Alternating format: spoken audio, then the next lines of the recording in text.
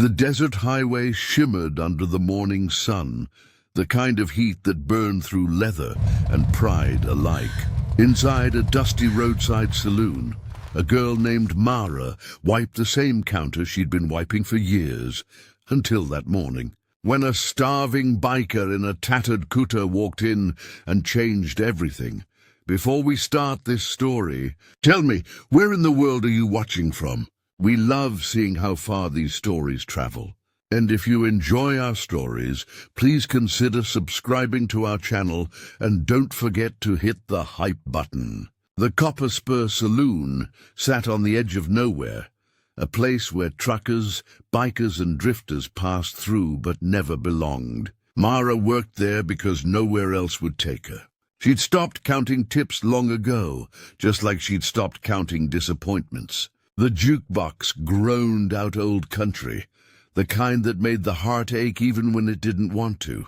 That's when the door opened, and a man stumbled in. His cut was sun-faded, the patch on the back still recognizable. Hellsangels. He dropped onto a stool, shoulders slumped, face drawn. His knuckles were scraped raw, and his stomach growled louder than the jukebox. "Coffee?" Mara asked, voice steady but curious. He nodded, eyes down. When she poured it, his hand shook. He reached into his pocket, empty. "Guess I'm short." Mara didn't blink. She just slid a plate of eggs and toast toward him. "Eat first. Worry later." He looked up, startled. "Why?" "Because hungry people don't need reasons." Word spread fast in small places. By afternoon, the regulars at Copper Spur were already talking. "You feeding bikers now?" One trucker sneered. "Next thing you know, they'll burn this place down." Mara ignored him. She'd learned silence was the sharpest weapon. The man, he never said his name, ate slow, like each bite was a memory. When he finished, he stood awkwardly, guilt and gratitude mixed in his eyes. "I'll pay you back," he said. "Sure," she said, not believing it. People always promised. Few ever did. But when he walked out, she noticed something strange. He stopped at the door, looked back once, and gave a small nod. Not a thanks. A vow. That night, Mara counted her tips. $11. Not enough for rent. Not enough for escape. But the thought of that man's empty eyes haunted her more than her own hunger. She didn't know it yet, but that simple breakfast had set something in motion far bigger than either of them. The week rolled on. The saloon returned to its usual noise. Pool balls cracking, laughter slurred, neon flickering. But every time the door opened, Mara looked up expecting that same leather kuta. He never came. She told herself she didn't care. He was just another broken soul passing through. Yet when she saw the plate he'd eaten from still sitting in the sink, she washed it slower than the rest. That Friday, a trucker dropped a newspaper on the counter. "You hear about that biker shootout on Route 17? He said, "Hell's Angels. Couple went down." Mara froze. Her throat tightened. She didn't know his name, but suddenly she needed to. Maybe it was foolish, but something inside her whispered that the man who'd promised to repay her was still out there, somewhere between redemption and ruin. She didn't pray often, but that night she did. For him, for the road, for the strange way kindness can feel like a risk and a calling all at once. 3 weeks passed. The desert wind carried dust and rumor. Life went on, slow as syrup. Mara's world stayed small, work, home, silence, until one late afternoon she heard it. Engines. Dozens. The kind that rumbled through your ribs and made glasses tremble. Every head in the saloon turned. 50 bikes rolled to a stop outside, chrome flashing in the sun. The air thickened with the smell of oil and destiny. The door swung open, and there he was, the hungry man, now standing tall, clean, alive, with the unmistakable confidence of a man reborn. Mara's heart kicked against her ribs. The room went still as he walked in. "Mara," he said softly, remembering her name when she hadn't even told him. "You bought me breakfast when no one else would. He stepped aside, and behind him, a line of hellsangels filled the doorway, each holding a single red rose. They placed the roses, one by one, across the bar, until 50 bright blooms stretched the length of the counter.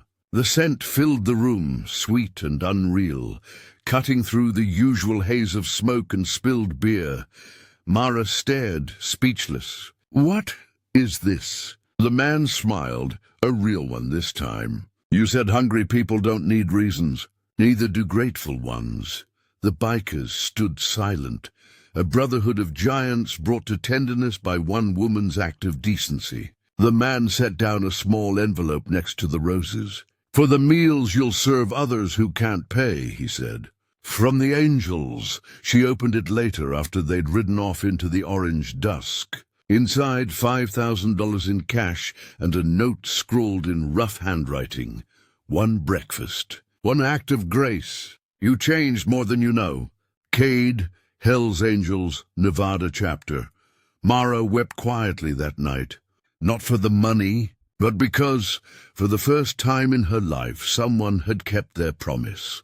By morning, the whole town was buzzing. 50 Hell's Angels in full gear had rolled through Main Street, parked in front of the Copper Spur, and left without a word, except for roses and rumors. Some folks said it was a warning.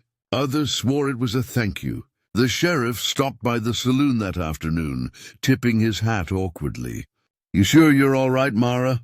She nodded, eyes still tracing the petals scattered across the bar. "They weren't here to hurt me, Sheriff," she said softly. "They came to say thank you." He frowned, unconvinced. "Well, ma'am, not every day a biker gang delivers flowers." "No," she said, smiling faintly. "Not every day someone bothers to see them as people, either." The sheriff scratched his chin and left, muttering about how this town was getting stranger by the day. But as the door swung shut, Mara caught a glimpse of something she hadn't felt in years: respect, even from the law. That night, when the neon buzzed low and the jukebox had gone quiet, a single headlight cut through the darkness outside. Cade, she finally knew his name now, stepped inside. This time he wasn't alone, and he wasn't broken. His kuta gleamed under the light, the red and white patch proud on his back. "Didn't think you'd come back," she said, drying a glass that didn't need drying.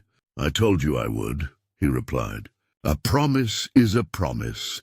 He set something on the counter, a silver bracelet, hand-engraved with wings. "Made from one of my old chains," he said. "Figured you deserved something that lasts longer than flowers." She stared at it, speechless. "Why me, Cade?" He smiled faintly. "Because you fed a man when the world had forgotten he was human." A few days later, a delivery truck arrived. Inside, boxes of supplies, cleaning gear, even a new coffee machine. The invoice had no sender, but at the bottom of the note was a small emblem of a winged skull and the words "paid in full." Respectfully, the Angels. The saloon started drawing new faces, travelers, bikers, wanderers who'd heard whispers of the woman who fed the hungry angel. They came not for beer, but for belonging. Mara's tip jar filled faster than ever, and every time a rough-looking rider walked through the door, the locals tensed, until they saw how gently those men spoke to her. Cade visited sometimes, always quiet, always respectful. Never stayed long, never crossed lines. But each time he left something small behind: a patch, a pin, a flower pressed between napkins. A trail of gratitude that spoke louder than words. Then came the night the trouble rolled in, not from the angels but from outsiders pretending to be them. 3 men in fake cuts stumbled into the saloon, drunk and mean, looking to start something. "Where's your biker boyfriend, sweetheart?" One sneered. "Heard you're the angel's pet." Mara didn't flinch. "You should leave," she said calmly. They laughed. One grabbed her wrist. "You don't tell me what to do, girl." Before anyone could blink, engines thundered outside. Real angels this time, led by Cade. The imposters froze. The door burst open, and a dozen bikers filled the room like a wall of steel and purpose. Cade's voice was low, deadly calm. "You wearing my patch means you answer to me." No one remembered exactly what happened next, just that it was over fast, and no one ever disrespected the copper spur again. Weeks later, Mara stood behind the counter, sunlight spilling across the roses she'd dried and kept in jars along the shelves. Cade leaned on the doorway, helmet in hand. "Place looks different," he said. "So do you," she smiled. "Guess kindness changes more than people think." He nodded, eyes soft. "You ever need anything you call. Doesn't matter where I am." She looked at the bracelet on her wrist, the one made from his old chain. "I won't need to. You already gave me what I needed." "What's that?" "Proof," she said, "that even the roughest souls can still carry grace." Cade slipped on his helmet, engine growling to life. 50 miles out, the desert wind caught the scent of old roses. Inside the copper spur, Mara poured a cup of coffee, smiled to herself, and whispered, "Ride safe, angels." Outside, the horizon glowed gold, like redemption on 2 wheels. News of the angel roses spread faster than tire smoke on a summer highway. Truckers told it at rest stops, families whispered it over breakfast, and bikers from other chapters stopped in just to see the place. Some came curious, others skeptical, but all left changed. The copper spur, once a lonely desert bar, had become a living symbol of something most people forgot still existed: kindness that demanded nothing in return. Mara didn't set out to be a legend. She just poured coffee and treated people like people. Yet every time a stranger told her, "I heard about what you did," she'd just smile and say it wasn't much. He was just hungry, but deep down she knew it had been more than that. It was a reminder that one act of compassion could travel further than the roar of any engine. Cade returned often, but not always as a man at ease. Some nights, when the bar was quiet, Mara noticed the way he stared into his coffee, lost in thoughts heavier than his Harley. One night she asked, "You ride with the angels, but sometimes I think your ghosts ride with you." He looked up, eyes tired but honest. "We've done things, Mara. Some we're proud of, some we ain't. But that day you handed me breakfast. You didn't see the patch or the past. You saw the man." He paused, then added, "That kind of grace, it don't leave you." Mara nodded slowly. "Then maybe you're supposed to pass it on." Cade smiled faintly. "Working on it 1 mile at a time." Outside, the desert wind whispered through the chimes on her porch, soft, almost like approval.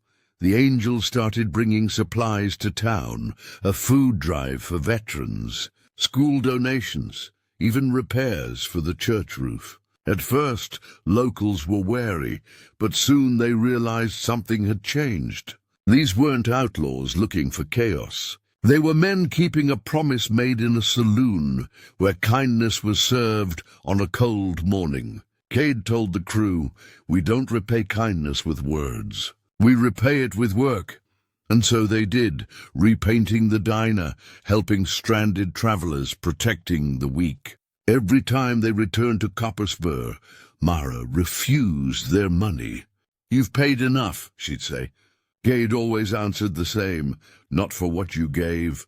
Over time, their rides through town became a sight of peace, not fear. Kids waved, elders nodded, and the legend of Mara's breakfast became the backbone of a brotherhood's redemption. Months later, on the anniversary of that morning, the angels rode again, this time not 50, but nearly 100 deep. Engines echoed across the valley like thunder, but when they reached the Copper Spur, no one hid or locked their doors. They watched. The convoy stopped, every bike lined in perfect formation, engines idling low. Cade stepped off his Harley, carrying a bouquet of 50 new roses. each one wrapped in leather instead of paper. "This is for round 2, he said with a grin. Mara laughed softly. "You're gonna run out of roses at this rate." "Nah," he said. "Long as there's kindness, there'll always be more." They didn't make speeches. They didn't take pictures. They just stood together under the desert stars, a group of men who'd once lived by the road, now grounded by gratitude. When the sun rose, the saloon porch was covered in roses, red, white, yellow, wild. Locals passing by slowed their trucks, mouths falling open. Mara stood barefoot in the doorway, coffee steaming in her hand, watching the desert come alive with color. She didn't see outlaws. She saw brothers, fathers, sons, men who carried the road's roughness but had chosen to plant beauty instead of fear. The copper spurs sign now hung proudly above the door, weathered but strong, with one new addition burned into the wood: "Kindness rides forever," and just beneath it, a small silver plate engraved with the words, "For Mara, from the hellsangels who remembered what it meant to be human."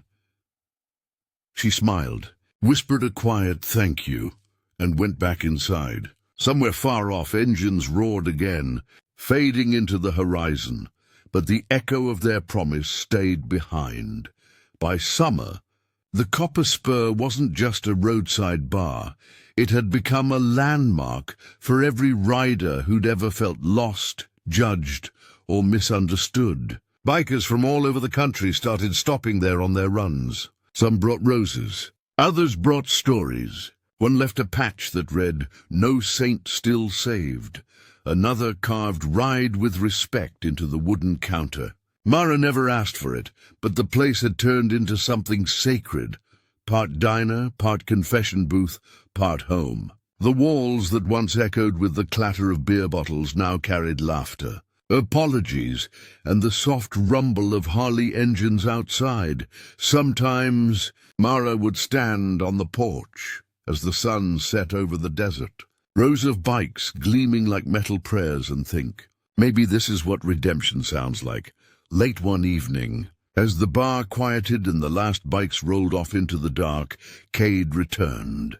But something was different. His stride was slower, his right arm wrapped in a sling. Mara's heart sank. "What happened?" she whispered. Cade gave a tired grin. "Road doesn't always forgive." He sat at his usual stool, wincing as he moved. "Got clipped on the highway. Some kid drifted lanes." Mara poured coffee, the silence between them heavy. "You could have been killed." "Maybe," he said, eyes distant. "But then I thought, there's still someone I owe flowers to." Her throat tightened. "You don't owe me anything, Cade." He met her eyes, steady and sincere. "You're wrong, darling. You gave me more than a meal. You gave me back my humanity. That's a debt a man spends the rest of his life trying to repay." When word spread about Cade's accident, something extraordinary happened. Within 48 hours, bikers from 5 states arrived at the Copper Spur.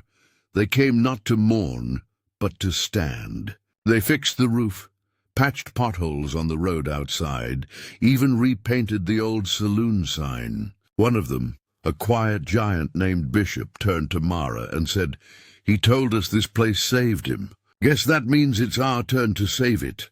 By week's end, the Copper Spur gleamed like it had never before. The once rusted sign shone in the sunlight, and above the door, someone had hand-painted new words in black and red. "The House of Second Chances, sponsored by the angels." Mara cried when she saw it, not from sadness but from awe. She spent her life invisible. Now the roughest men on the road had made her story impossible to forget. A few weeks later, Cade showed up one last time, arm still healing, but eyes alive. He carried something wrapped in canvas. "For you," he said, setting it gently on the counter. Mara unwrapped it slowly. Inside was a polished steel sculpture, an angel's wing made entirely from welded motorcycle chains. At the base, engraved in clean lettering, were the words, "Grace doesn't need wings. It just needs heart." Mara's breath caught. "You made this?" "Me and the boys," he said, smiling. "Every chain came from a different ride, different man, different story. Thought it was time you had something that'll never rust." She touched the cool metal, tears welling. Cade leaned on the bar, quiet for a long moment. "When we ride, we see a lot of bad. But sometimes, if we're lucky, we meet someone who reminds us what good looks like. That's what you are to us, Mara. You're proof." Years later, people still talked about her, the saloon girl who fed a hungry biker and changed the meaning of a patch the world had misunderstood. Every anniversary, riders came back, leaving roses and coins on the counter, like offerings at an altar built of steel and kindness. The angel wing sculpture hung above the bar, catching the light every morning as engines rolled past on their way to somewhere new. Some stopped. Some didn't. But they all knew the legend. Cade never stayed still long enough to grow roots, but every few months Mara would hear the low hum of his Harley fade in the distance, never stopping, just passing by. She didn't need him to come inside anymore. The roses, the laughter, the lives changed. They were proof enough. And sometimes, on quiet nights, when the jukebox hummed and the wind brushed past the door, Mara swore she could hear them. Those engines, that brotherhood, riding on into forever. Because kindness, like the road, never ends. It just keeps rolling. Even the smallest kindness can roar louder than any engine. One meal changed everything, turning strangers into brothers and a saloon into a home. Wherever you're watching from, drop your country below. And don't forget to like, share, and subscribe for more real biker stories that ride straight to the heart.